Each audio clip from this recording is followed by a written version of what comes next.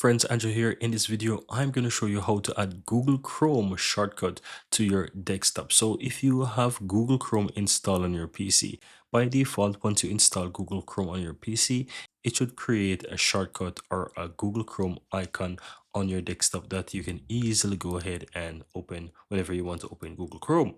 Now, what if this is not on your desktop? How can you easily go ahead and add a Google Chrome shortcut to your desktop? Just simply go ahead and click the Windows key on your keyboard or taskbar, and you simply want to type in Chrome or Google Chrome, whichever one you want, right?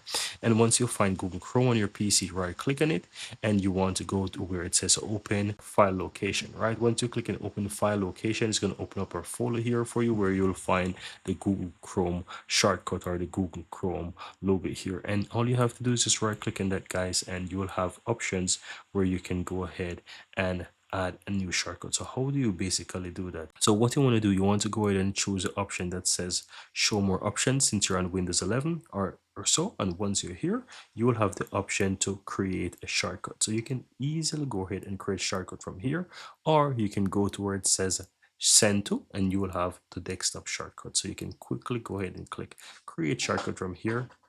And as you can see, it creates a shortcut on my desktop.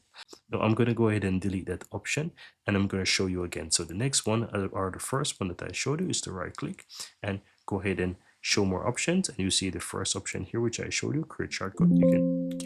And here you can see once you choose that option, it just basically give you a precaution that Windows cannot create a shortcut here, but it can place a shortcut on your desktop instead. And you can just go ahead and say yes, and it's going to do the same thing and create a shortcut on your desktop. And that's it. You can always go ahead and open up the shortcut from here. It's going to open up Google Chrome for you. And that's it. Very easy and very simple.